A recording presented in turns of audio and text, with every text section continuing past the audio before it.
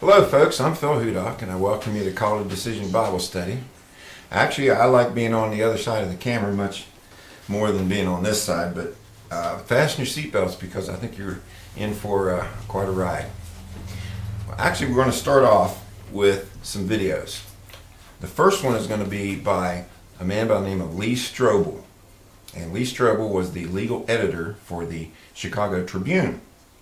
And when his wife found Christianity, he was an atheist and he thought there was going to be a big problem. As it turned out, there wasn't a problem.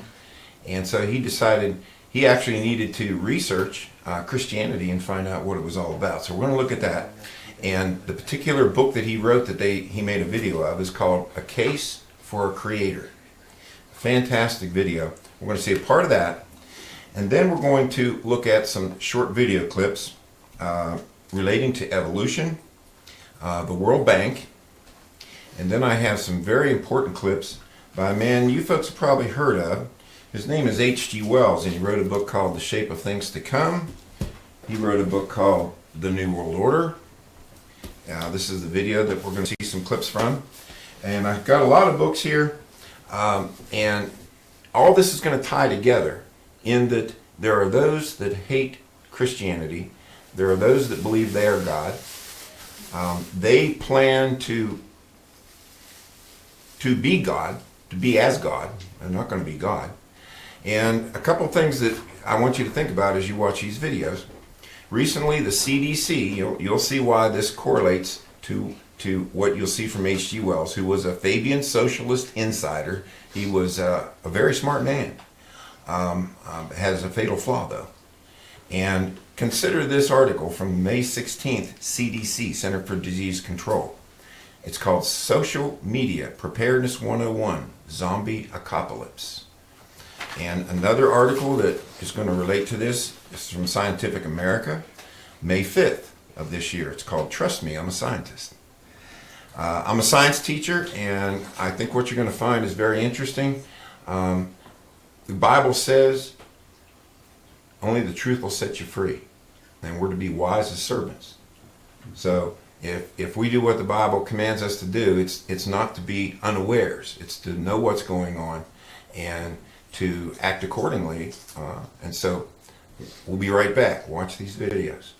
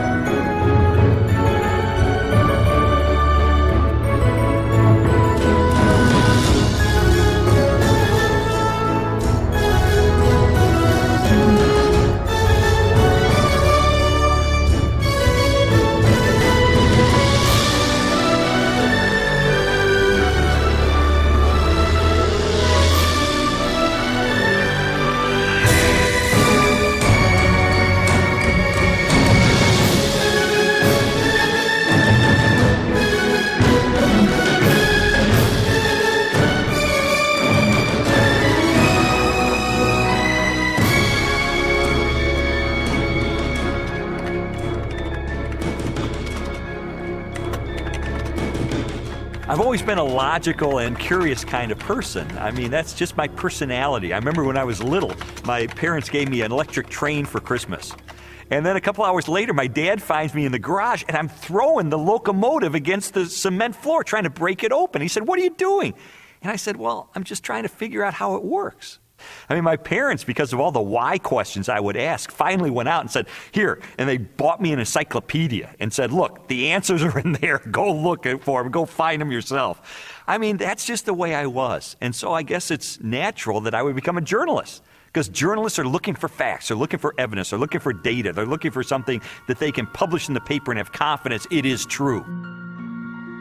Lee Strobel earned a Master of Studies in Law degree from Yale Law School and is the former legal editor of the Chicago Tribune. He is the best-selling author of several books that explore the evidence for the Christian faith.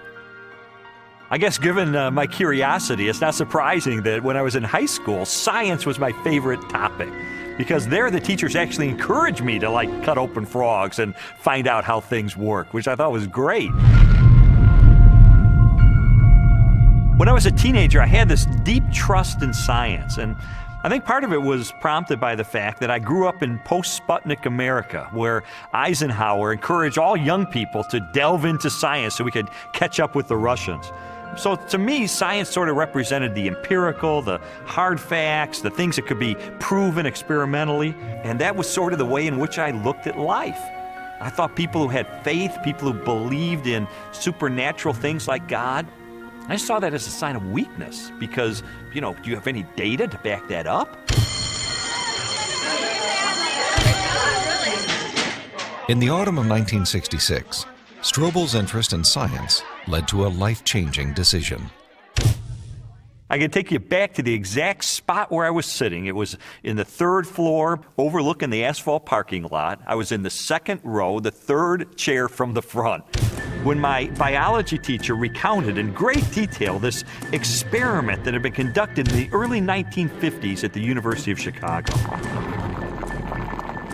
This experiment that impressed Strobel so deeply was one of the most famous in the history of science.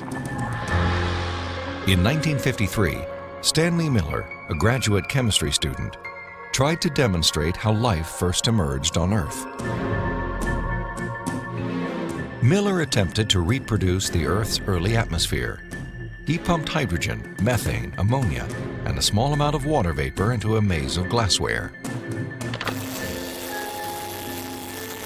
Then sparked the gases with electrical discharges to simulate lightning. After 5 days, he discovered what he had hoped for: a few simple amino acids, the basic building blocks of living organisms, had collected in the dark residue at the bottom of the glass.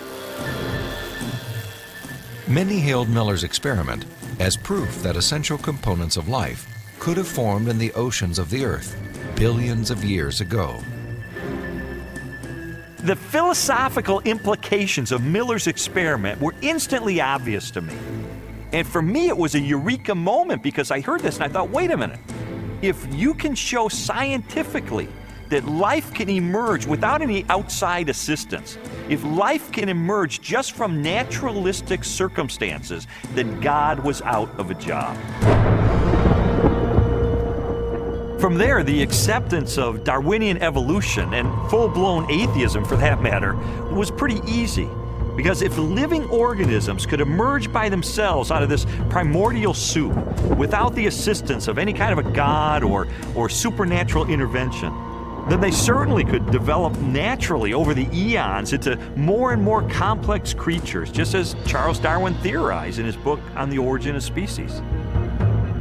As Strobel embraced Darwinism and its atheistic implications, he was surprised to discover that many Christians believed their faith was compatible with Darwinian evolution. There's no way you can harmonize neo-Darwinism with Christianity. I could never understand Christians who would say, well, I believe in God, and yet I believe in evolution as well.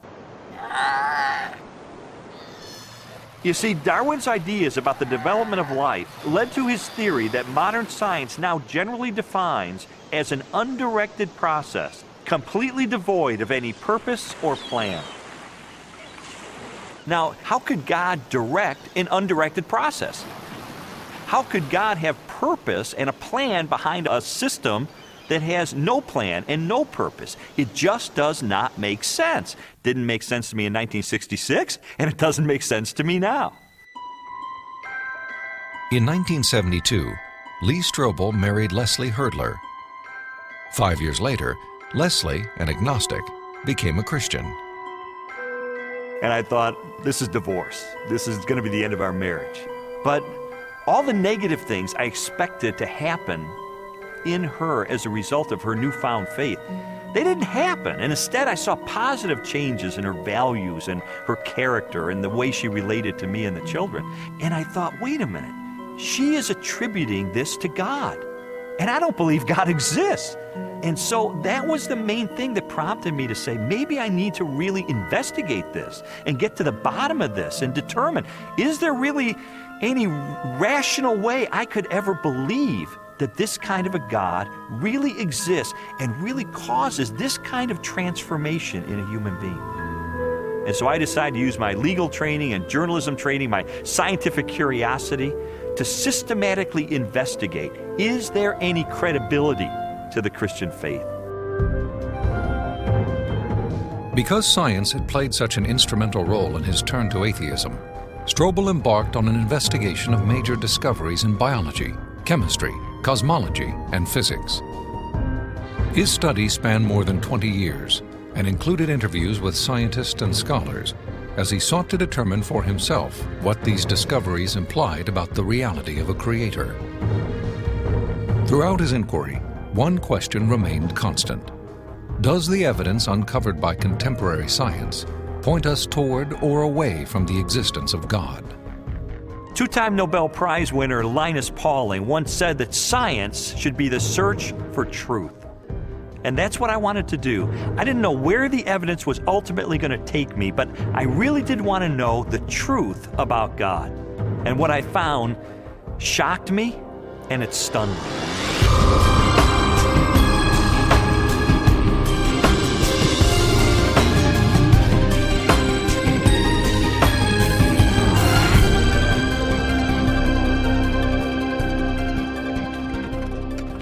Strobel's search began with an examination of evidence that challenged materialistic theories of life's origin.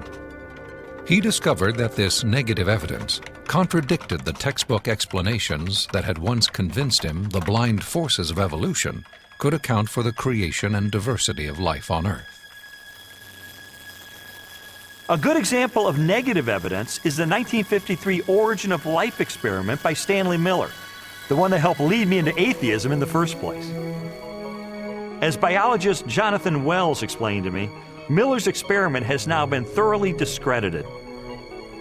Stanley Miller put together a glass apparatus, and in that apparatus he put a mixture of gases that people at the time thought reflected the atmosphere of the early Earth.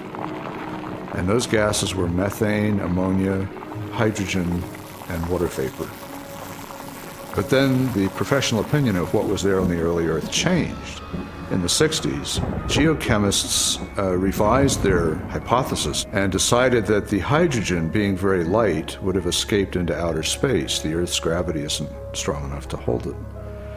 And probably the early Earth's atmosphere then consisted of what we now see coming out of volcanoes today, namely carbon dioxide, nitrogen, and water vapor.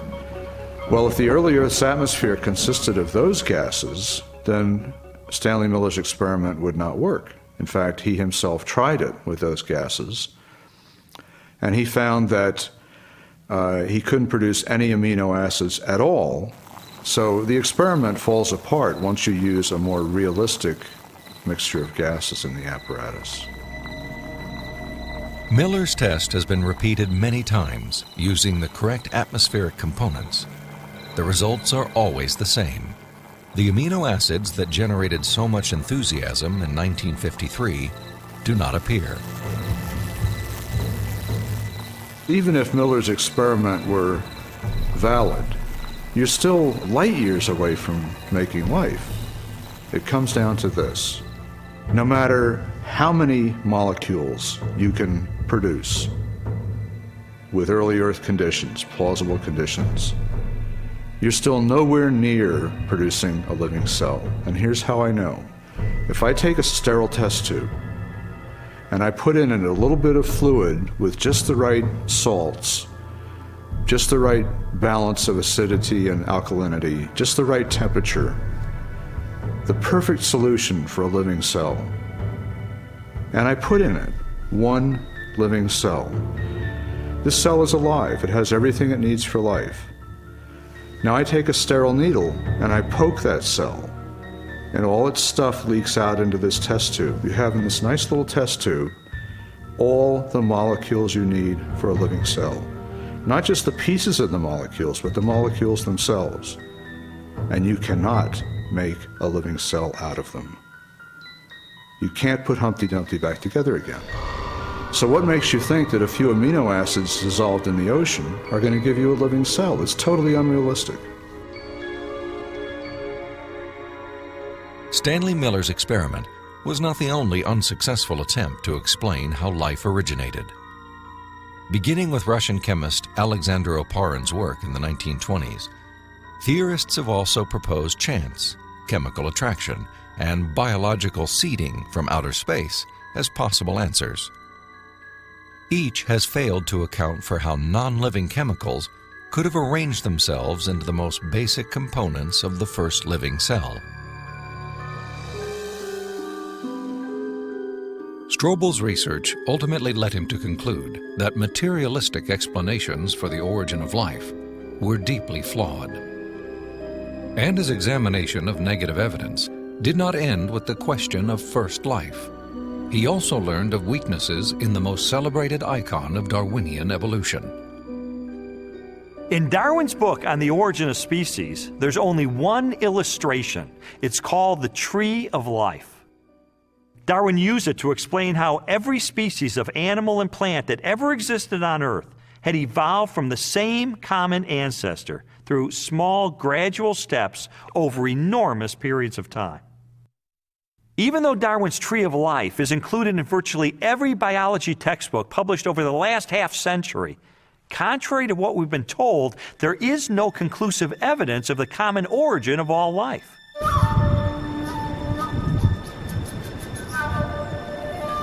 Perhaps the most damaging blow to Darwin's theory is the fossil record.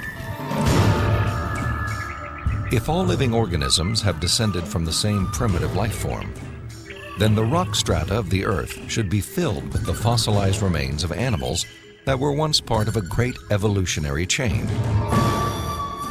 A chain of small biological modifications, ultimately leading to a spectacular diversity of life.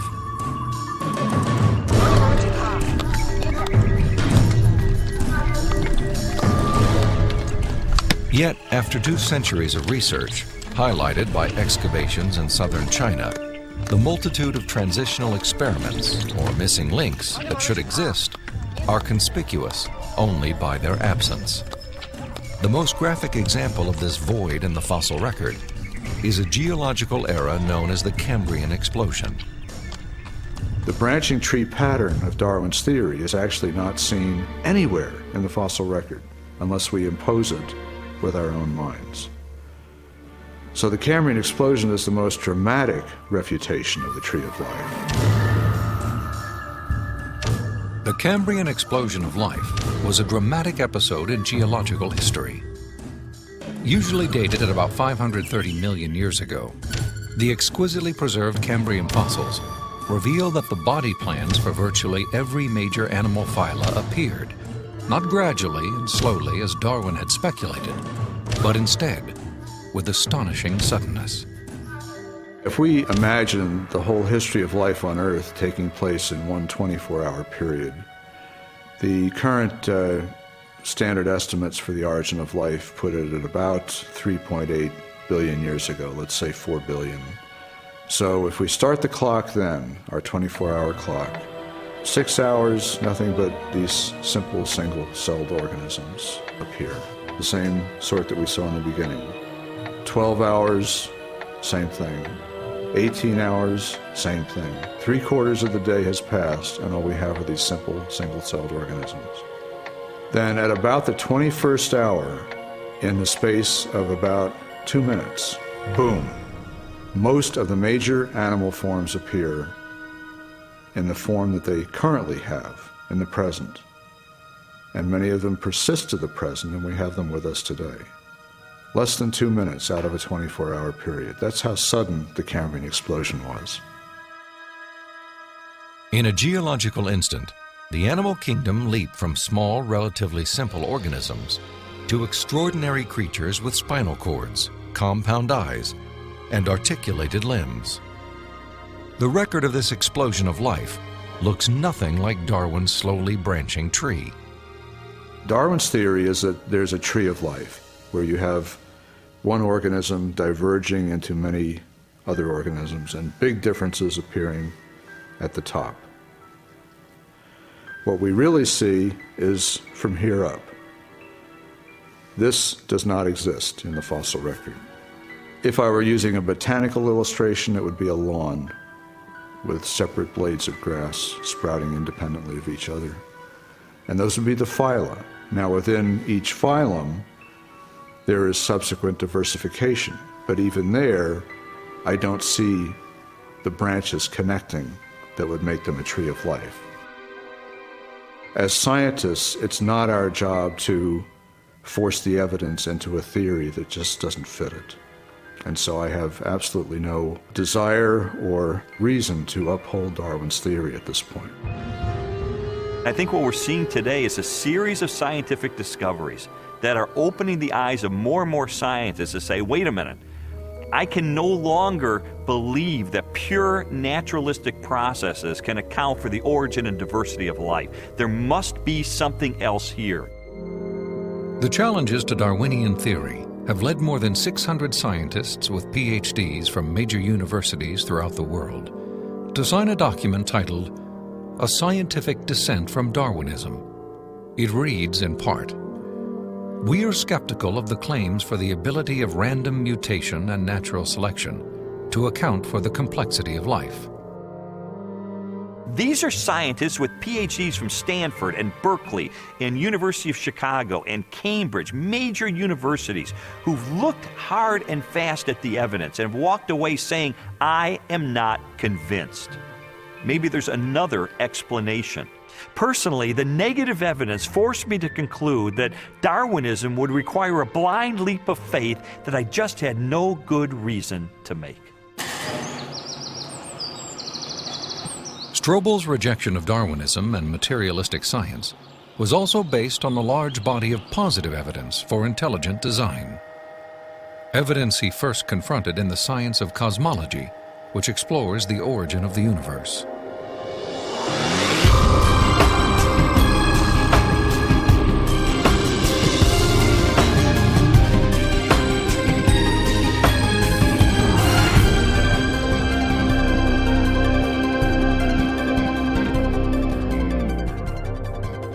How did the universe begin?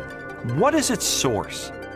Few questions have generated as much controversy through the centuries or inspired as many impassioned opinions. I interviewed William Lane Craig, a philosopher who has devoted much of his career to the study of cosmology and the question of origins. From ancient Greek materialism at the time of Plato and Aristotle up through 19th century idealism, the prevailing view was that the universe is eternal, that the universe never began to exist, that the universe as a whole is, as it were, a static, timeless entity. This belief in an eternal, unchanging universe, for centuries a pillar of Western cosmology, was unexpectedly challenged in 1915 by Albert Einstein's general theory of relativity. Einstein's equations implied a startling possibility. The cosmos was not static, but instead existed in a continual state of either contraction or expansion. Einstein did not like the idea that the universe was dynamic at all. In fact, like almost all scientists at the time in the early 20th century, he assumed the universe was static and eternal. What's interesting and ironic is that he thought he had made some kind of mistake in his equations for the general theory of relativity. But a few years after he developed the theory, a Belgian astronomer named Lemaitre developed a model based upon his equations, which again predicted that the universe was in a continual state of expansion. In 1929, theoretical predictions were confirmed with empirical data. At the Mount Wilson Observatory overlooking Los Angeles, astronomer Edwin Hubble studied light from distant galaxies. Hubble determined that galaxies beyond our Milky Way were moving away from us at a speed proportional to their distance from the Earth. The more distant the galaxy, the faster it is receding. Hubble's landmark discovery led most astronomers and physicists, including Albert Einstein, to a similar conclusion. If the universe is continually expanding, then at earlier points in its history, it must have been smaller and denser.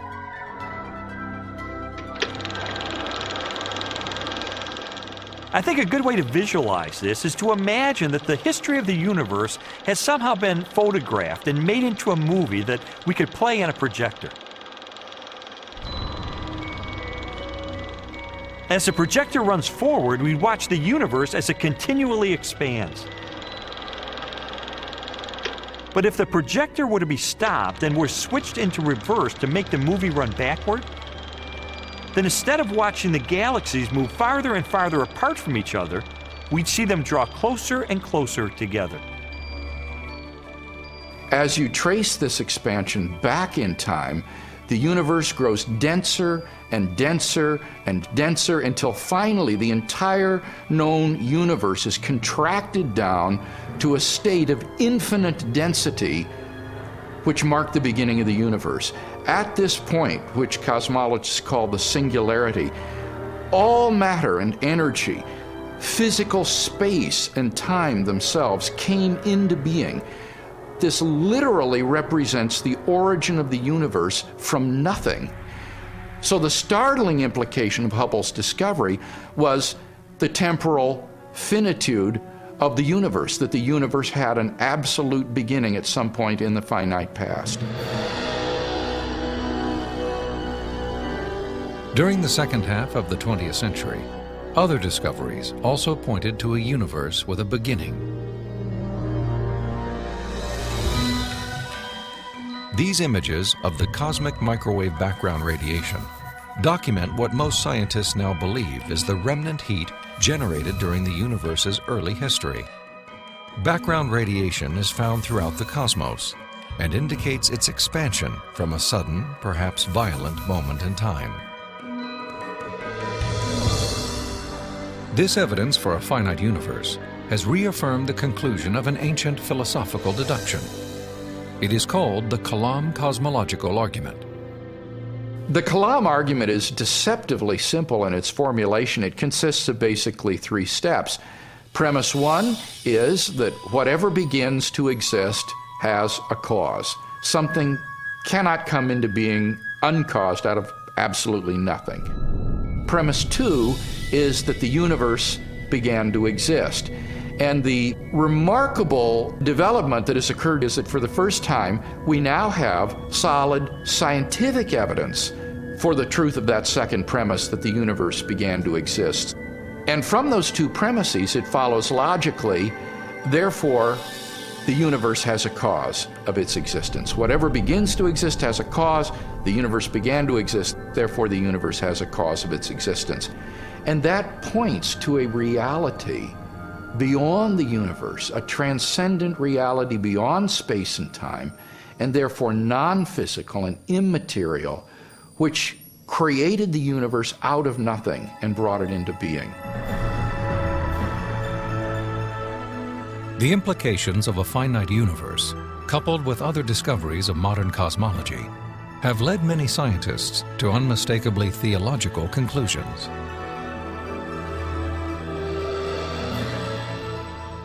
There is no ground for supposing that matter and energy existed before and was suddenly galvanized into action. It is simpler to postulate creation ex nihilo, divine will constituting nature from nothingness. The chain of events leading to man commenced suddenly and sharply, at a definite moment in time, in a flash of energy and light. We can't understand the universe in any clear way without the supernatural. Supernatural creation of the universe in a flash of energy and light. You know, it sounds an awful lot like the first chapter of Genesis to me. Today, the vast majority of even the most skeptical astronomers and cosmologists believe that the universe had a beginning. This belief isn't based on some theological doctrine. It's based on scientific evidence. And I think if we follow the evidence wherever it points clearly and powerfully and persuasively in the direction of a creator.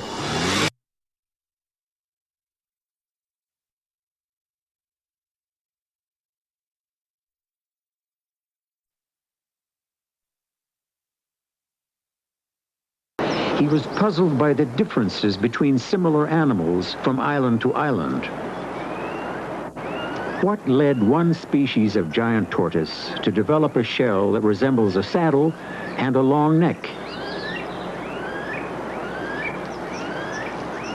while on another island, the giant tortoise evolved a shorter neck and a dome shell. Darwin suggested that the animals had adapted to different environments on each island. This idea would become the basis for his theory of evolution. A finch's beak, a tortoise's neck, a moth's color, you'll find that in biology books. Are these evidence for evolution? Look at these 9 dogs. Could this be mutation? Or this, or this, or this, or this, or this, or this? Are these all mutations? Or these 6 dogs?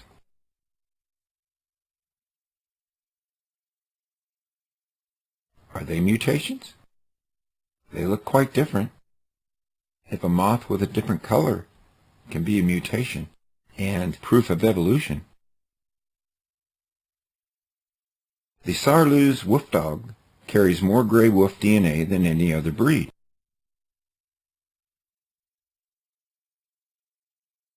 And the gray wolf is the ancestor of the domestic dog. The gray wolf resembles German shepherds or malamutes. From a gray wolf, you could get all these breeds. They are not mutations. They are not evolution. All those traits are in that gray wolf. You can't get the gray wolf from a dog because it's reductionist. You lose genetic expression when you breed it out or breed.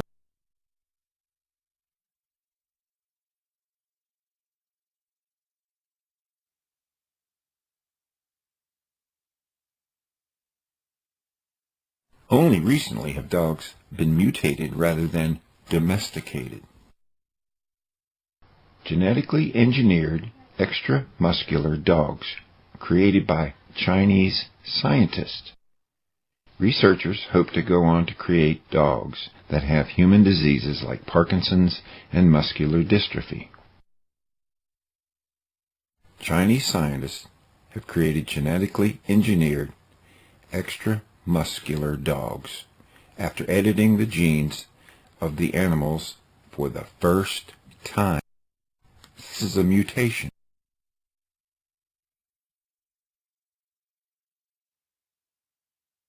Actually, this looks very much like a dog mutation. A finch's beak, a tortoise neck, a moth's color, evidence for evolution? The question boils down to adaptation versus design. Biology textbooks devote about 1/3 of every chapter on organisms with the evolution of. The evolution of fish, the evolution of reptiles, the evolution of amphibians, the evolution of birds, the evolution of mammals. 1/3. Why 1/3 of every chapter? Studying evolution doesn't advance form and function 1 iota. It only advances the belief religion of evolution. We now know with the study of epigenetics, environmental factors turn genes on and off. Epigenetics are stable, heritable traits that cannot be explained by changes in DNA sequence. Watch this video. Welcome to Creation Magazine Live. My name's Richard Fangrad. And I'm Calvin Smith. And our topic this week is epigenetics. What is it and how does it confirm creation? Right. So almost everyone today is familiar with DNA, the language of life. And DNA is made up of 4 chemical letters, which are spelled out in 3-letter words called codons. And these words spell out all the information for whatever organism is being studied, whether it's birds or grass or people, etc. So every person's DNA is unique, of course, and DNA testing can be used to identify individuals because of their unique DNA makeup. Right. As we've covered before on the show, the presence of a coded language system is startling evidence for creation because language systems have always been observed to have originated from an intelligent mind. To believe otherwise is actually unscientific because atheistic evolutionists must believe that at some point matter gave rise to a language, while a decoding device, a translation device of some kind, for that specific code spontaneously arose at the same time with no intelligence. This goes against anything and everything that scientists have ever observed. It's a faith position, but many evolutionists believe that once upon a time, that's what happened. Right.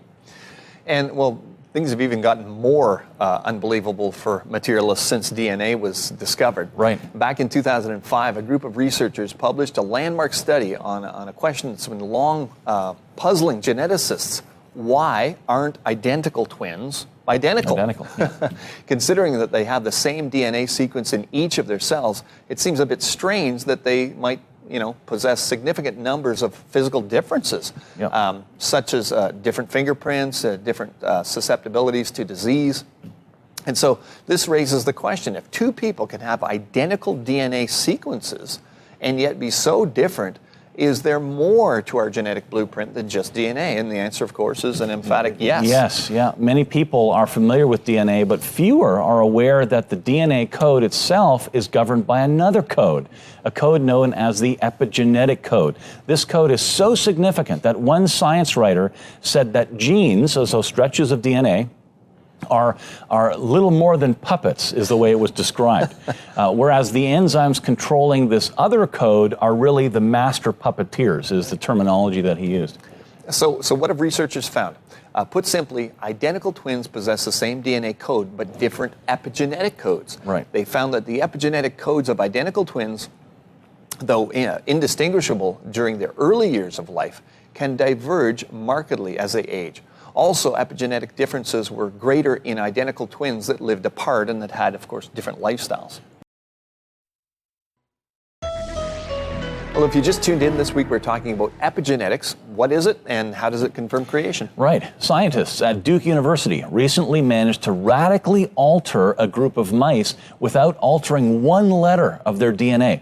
Agouti mice, so called because they have the agouti gene, are typically yellow, obese, and highly susceptible to cancer and type 2 diabetes. These poor mice. Yeah. However, this experiment produced mice that were brown, slender, and didn't share their parents' vulnerability for disease, despite carrying the dominant agouti gene. Right. Amazing. But what makes the transformation so remarkable is the way it was achieved, simply by feeding the pregnant mothers a methyl-rich diet. Which managed to switch off the harmful agouti gene. And not only can the mother's diet profoundly affect gene expression in her children, but also her grandchildren and possibly succeeding generations beyond that. What's more, the epigenetic code is a dynamic code that changes throughout development and in response to the environment. Right. Fascinating. Yeah. So this code has the ability to cause changes in one generation of organisms that can be passed on to the next generation. What epigenetics demonstrates, of course, is brilliant design. Yes. Just like the designer of a vehicle might build in variants designed to deal with different terrain, weather conditions of work needs or something like that. A truck can have a four-wheel drive mechanism, but it would not be need to be activated until it was being used in rough terrain, right? So you don't normally not activate it in good road conditions, as it would burn more fuel or whatever. But if you needed it, it could be brought online. This is what we're seeing with epigenetics. Right, yeah. Similarly, it might have a cap when used in transporting items in wet weather, let's say. Or you might be able to remove that when hauling longer items so that they could stick out the back. It could toggle between day, night, and fog lights and that kind of thing, depending on conditions. Yeah. The idea being that a designer has planned foresight into the various features of the unit that it might use in a variety of situations.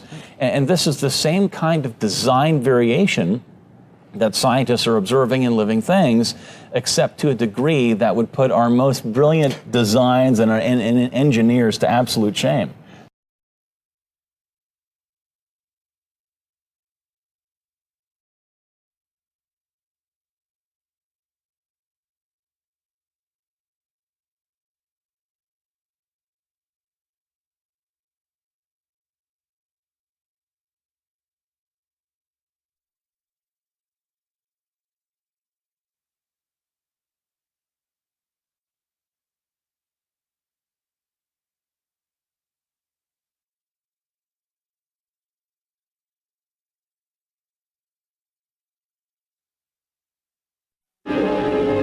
Iliff hopes someday to use remote-controlled submarines to look for caves on the ocean floor.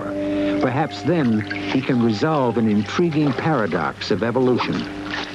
When I first began my studies of marine caves, I expected that they would be very isolated environments and that animals inhabiting marine caves would show little or no relationship even to animals in adjacent caves or adjacent cave regions.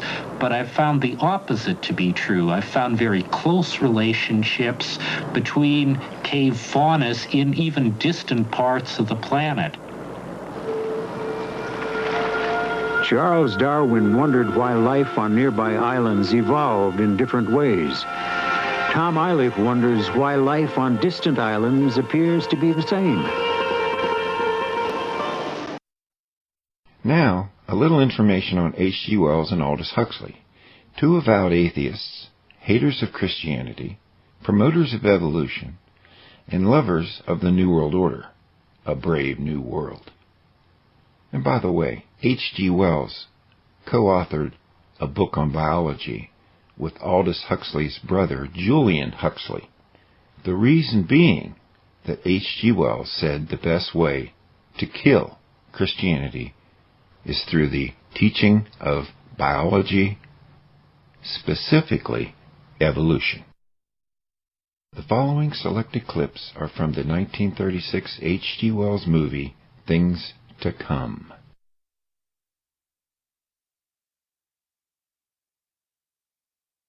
The Phoenix symbol. Ordo ab chaos, order out of chaos. It is the modus operandi, the method of operation of the Illuminati. As a matter of fact, H.G. Wells wrote a book, Phoenix, a summary of the inescapable conditions of world reorganization. Yes, his New World Order.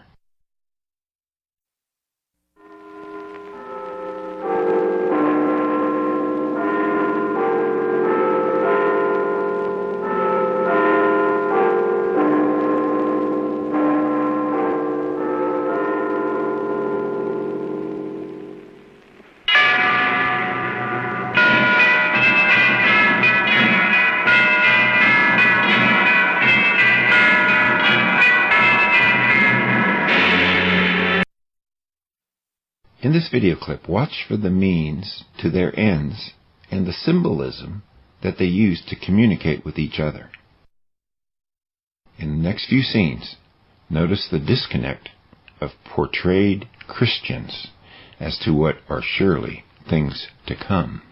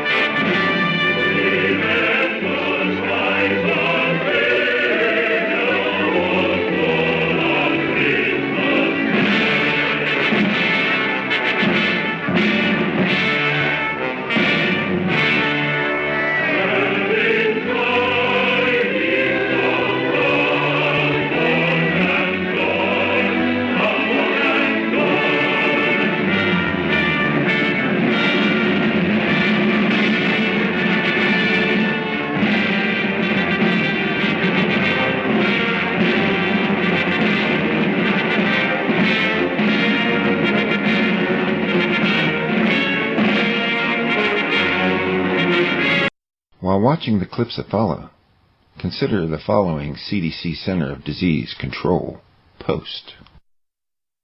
Preparedness 101, Zombie Apocalypse from the CDC.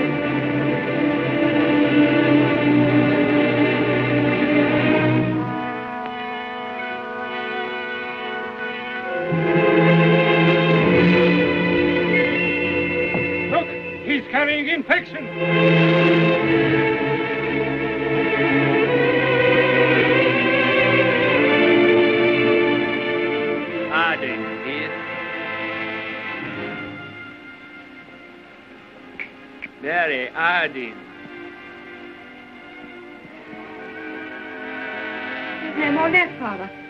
This is the last drop. God. What is the use of trying to save this mad world from these punishments? Oh, Father, if only you could get some sleep. How can I sleep? See how they wander out to die.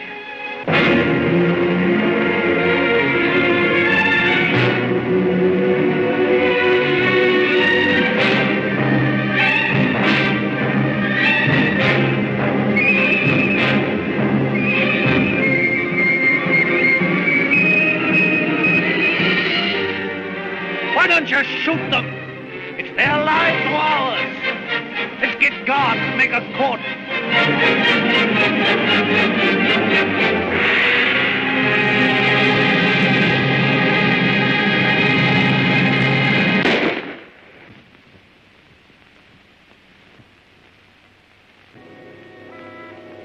That's how they dealt with the pestilence in the Dark Ages. Richard. My sister. Gordon! How do you know? My heart beats fast and she feels faint and she won't answer. What can I do for her? I thought something might be known. Janet. And you poor dear. Richard. I might be infected.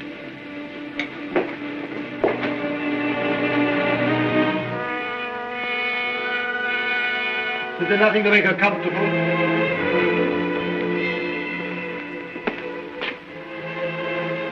Nothing. As nothing will make anyone comfortable anymore.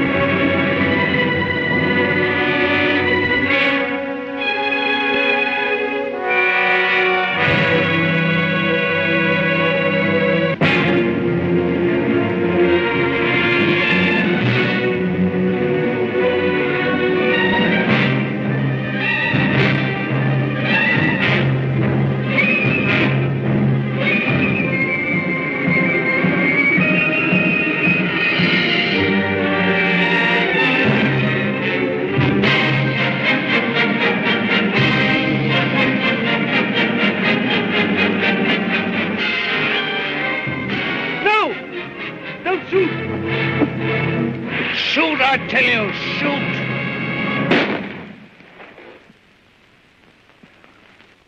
That's the way to do it. Shoot 'em!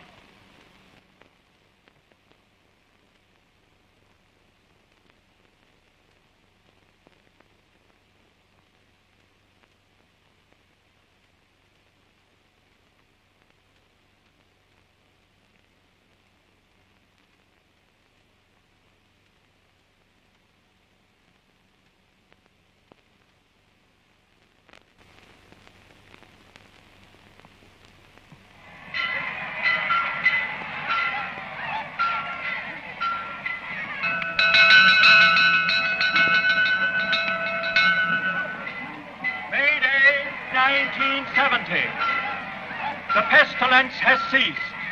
Thanks to the determined action of our chief in shooting all wanderers, there have been no cases for 2 months.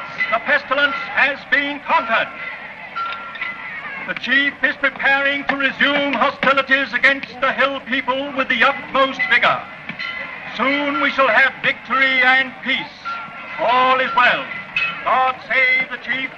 God save our land.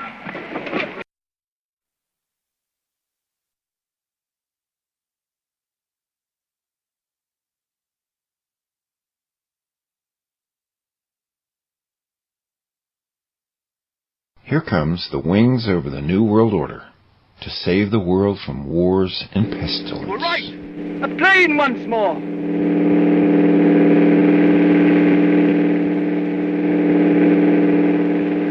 Look, there he is.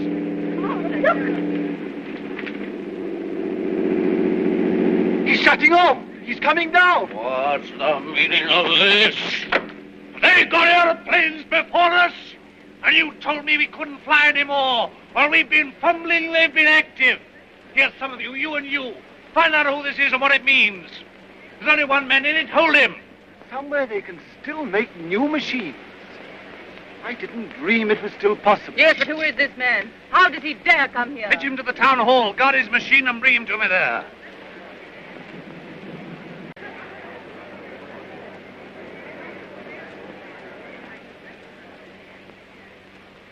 And he's got to be brought here. So that's the sort of man your boss is.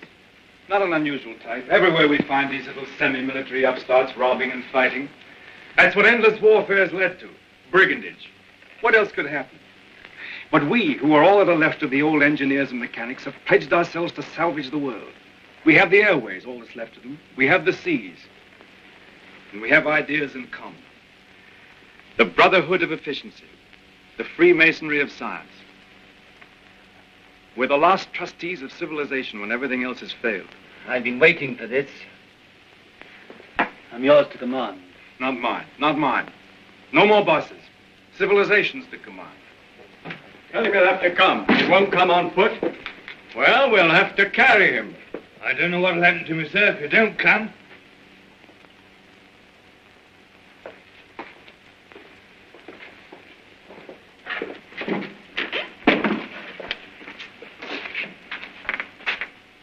Well, what do you want to see me about? Who are you? Do you know this country's at war? At war? Still at it, eh? We must clean that up. What do you mean we must clean it up? All war. Who are you, I say? The law. Law and sanity. I'm the law here. I said law and sanity. Where do you come from? Who are you? Wings over the world. Well, you know you can't come into a country like this in this fashion. I'm here. Do you mind if I sit down? And now, for the 4th time, who are you? I tell you, wings over the world. That's nothing. What government are you under? Common sense. I belong to world communications. We just run ourselves. And you'll run into trouble if you try and land here in wartime. What's the game? Order and trade. Trade, eh? Can you do anything in munitions? Not our line of business. Fuel, spare parts, we've got planes. I've got boys that have trained a bit on the ground. We've no fuel, it hampers us. We might do a deal. We might. I know where I can get some fuel. I've got my plans later, but if you can manage a temporary accommodation, we'll do business. World communications helps no one to make war. End war, end war. I want to make victorious peace. I seem to have heard that phrase before, when I was a young man. But it made no end of war. Now, look here, Mr. Aviator. Let's see how we stand. Come down to actuality. The way you swagger, you don't seem to realize you're under arrest. You and your machine. You'll find other planes looking for me if I happen to be delayed. We'll deal with them later. Now, you can start a trading agency here if you like. I've no objection. The first thing we shall want is to get our planes in the air again. Quite. A laudable ambition. But our new order has an objection to private airplanes. The impudence. I'm not talking about private airplanes. Our airplanes are public airplanes. This is an independent sovereign state at war. I know nothing about any old order. I'm the chief here, and I'm not taking any orders, old or new, from you. It's Suppose I've walked into trouble. Yeah, you can take that as right. Where have you come from? I flew from our headquarters at Basra this morning. We have some hundreds of new type planes, and we're building more, fast. The factories are working again. We're gradually restoring order and trade in the whole Mediterranean area. We're scouting this region now to see how things are. You found out. This is an independent, sovereign state. Yes, we must talk about that. We don't discuss it. We don't approve of independent, sovereign states. You don't approve. We mean to stop them. That's war. If you will. All right, I think we know how we stand. Button, take this man.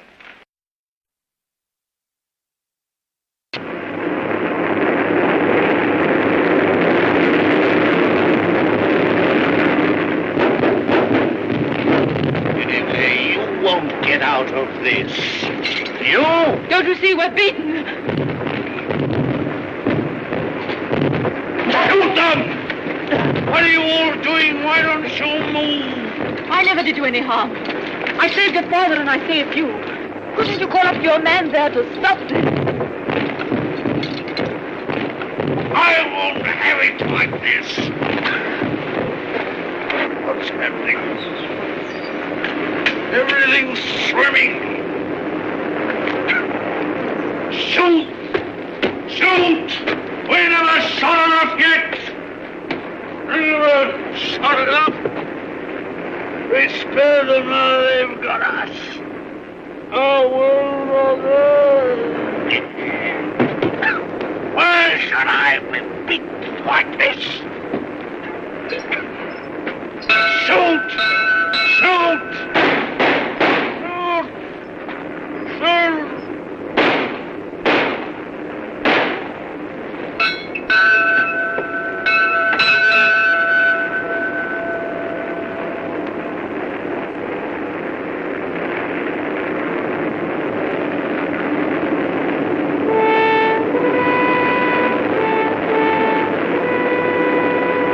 Fast forward, the two Illuminati heroes are quickly launching their children to the moon before the dumb masses can stop them. You want to go into that outer horror? Why don't you send somebody who's sick of life? They want fit young people, alert and quick. And we're fit young people. We can observe and come back and tell. Cabal, just want to ask you one plain question. Why did you let your daughter dream of going on this mad moon journey? Because I love her, and I wanted to live to the best effect. Dragging out life to the last possible second is not living to the best effect. The nearer the bone, the sweeter the meat. The best of life, Passworthy, lies nearest to the edge of death. I'm a broken man. I don't know where honor lies. You haven't got things right, Passworthy. Our fathers and our fathers' fathers cleaned up the old order of things because it killed children. It killed those who were unprepared for death. Because it tormented people in vain.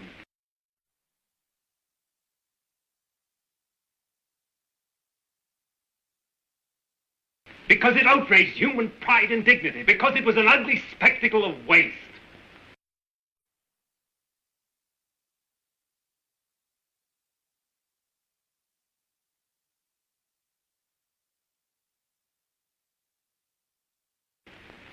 But that was only a beginning. There's nothing wrong in suffering if you suffer for a purpose. Our revolution didn't abolish danger or death. It simply made danger and death worthwhile. Cabal. Cabal, the gun's in urgent danger. It's a race against time now to save it. Theodore Copulus is up with a crowd of people already. He's going to the space gun now. They're going to break it up. They say it's the symbol of your tyranny. Have they weapons? Bars of metal. They can smash delicate apparatus. They can do endless mischief. But you have a traffic control. Can't they produce the police? Very few. We've nothing but the gas of peace and it isn't ready. We've nothing but the gas of peace and it isn't ready. We've nothing but the gas of peace and it isn't ready. It'll take hours yet. We must hold this crowd back at any cost for a time until the gas of peace is ready. Listen.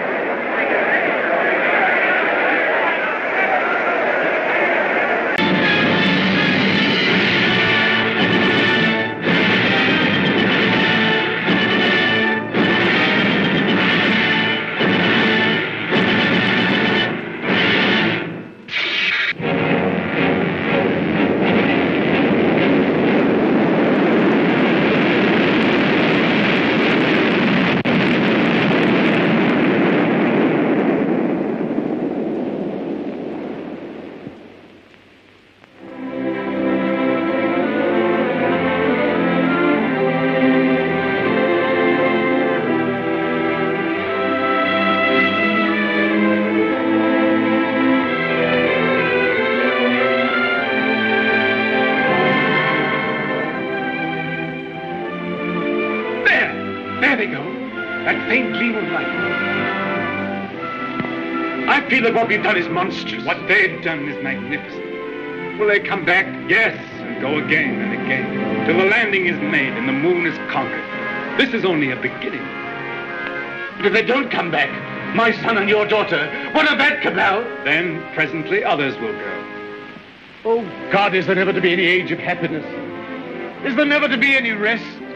Rest enough for the individual man. Too much and too soon, and we call it death. But for man, no rest and no ending. He must go on, conquest beyond conquest. First this little planet and its winds and waves, and then all the laws of mind and matter that restrain him. Then the planets about him, and at last, out across immensity to the stars. And when he has conquered all the deeps of space and all the mysteries of time, still he will be beginning. But we're such little creatures. Why, humanity is so fragile, so weak. Little animals. Little animals. And if we're no more than animals, we must snatch each little scrap of happiness and live and suffer and pass, mattering no more than all the other animals do or have done. It is this or that. All the universe or nothingness. Which shall it be, husband? Which shall it be?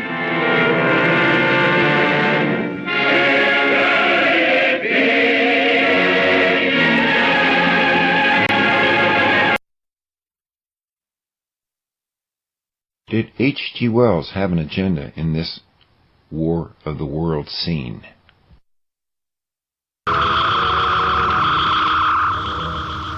Who's that?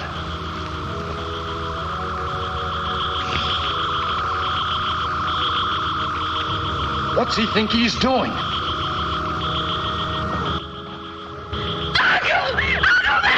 Too late now. He's too far away. Though I walk through the valley of the shadow of death, I will fear no evil. It's seen him.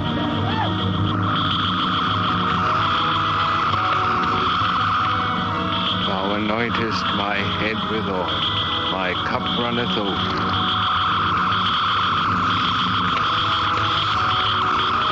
And I will dwell in the house of the Lord forever.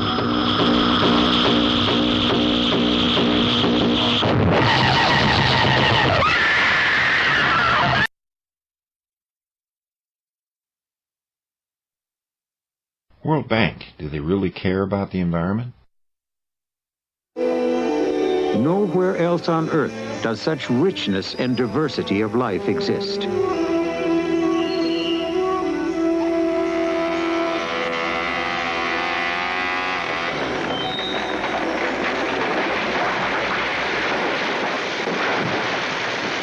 Yet, these great forests are being sacrificed as tropical countries struggle to pay their international debt. After a few brief seasons, only very poor pasture will grow. We have Aldous Huxley, an address that he made at UC Berkeley in 1962, where he reveals quite a lot. Mr. Huxley has recently returned from a conference at the Institute for the Study of Democratic Institutions in Santa Barbara, where the discussion focused on the development of new techniques by which to control and direct human behavior. Traditionally, it has been possible to suppress individual freedom through the application of physical coercion, through the appeal of ideologies, through the manipulation of man's physical and social environment, and more recently through the cruder techniques of psychological conditioning. The ultimate revolution about which Mr. Huxley will speak today concerns itself with the development of new behavioral controls which operate directly upon the psychophysiological organisms of man, that is, the capacity to replace external constraint by internal compulsions. As those of us who are familiar with Mr. Huxley's works well know, this is a subject with which he has been concerned for quite a period of time. Mr. Huxley. Thank you.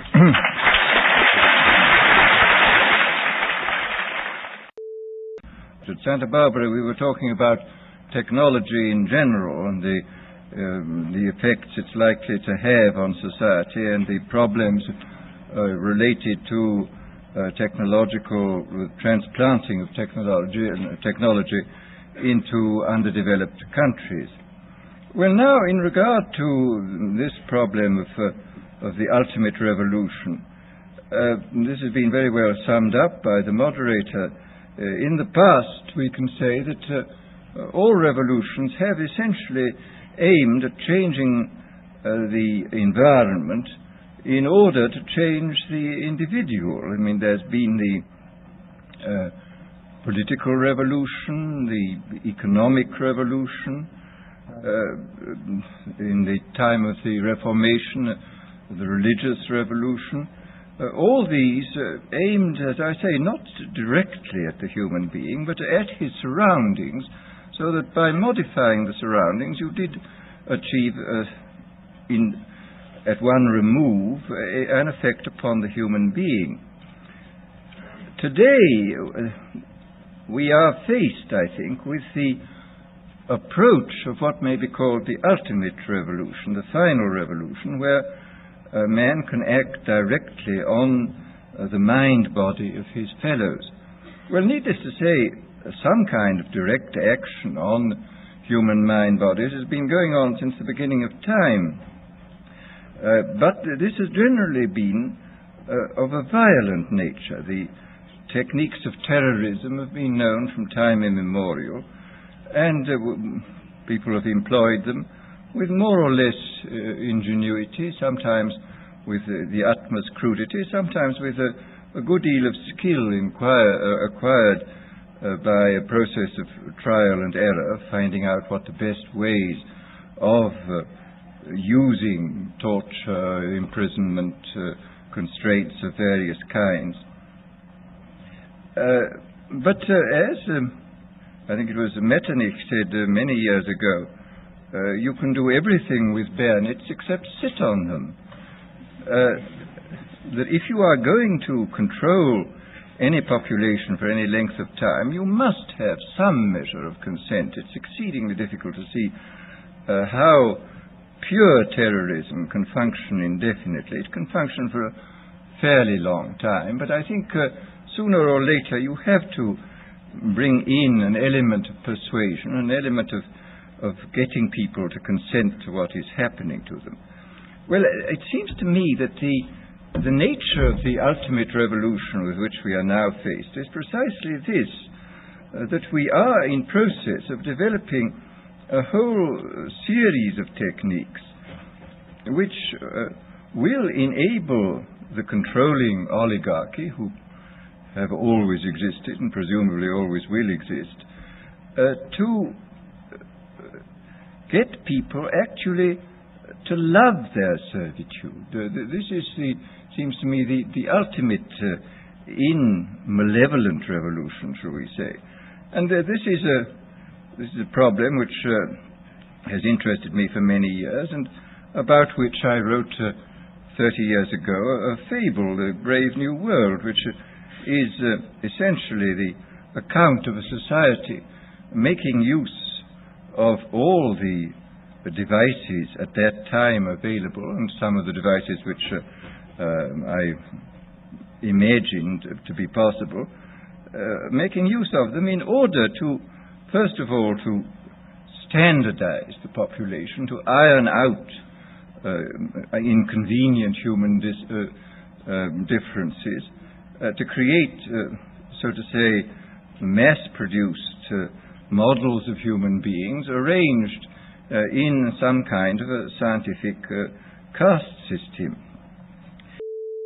That if you can get people to consent to the state of affairs in which they are living, the state of servitude, the state of having their differences ironed out and being made amenable to mass production methods on the social level, if you can do this, then you are likely to have a much more stable and much more lasting society a much more easily controllable society than you would if you were relying wholly on clubs and firing squads and concentration camps.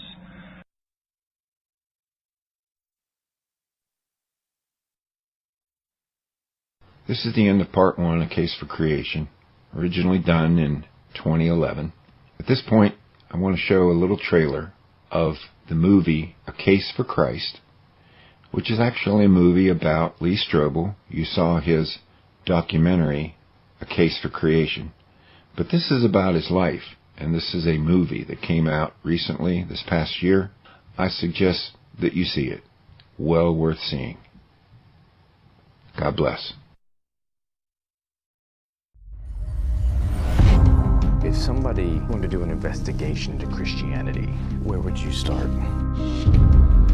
If the resurrection of Jesus didn't happen, it's a house of cards. You sure you want to give me that loaded gun? I'm pretty sure you're not going to be able to pull the trigger. I've spent my entire career as a journalist uncovering the truth. Until the day my wife presented me with the biggest story of my life. I'm not gonna lose my wife and my kids to something that I can't even reason with. And what happened next changed me forever. How can we even talk about historical evidence for the resurrection? The Gospels are filled with contradictions. The empty tomb is based on evidence. And isn't evidence your trade?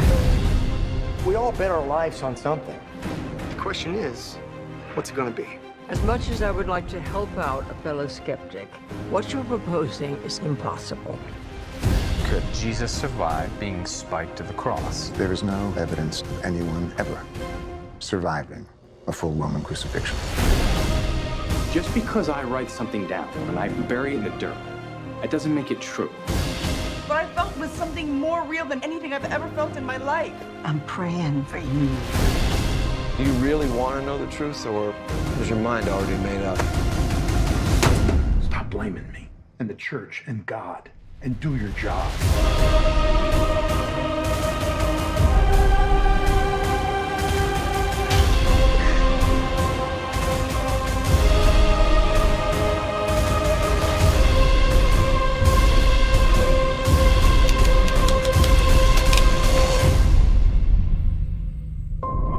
No one's ever proven if the shroud is the actual burial cloth of the Christ. But whenever someone looks in those eyes for the first time, suddenly becomes a real person.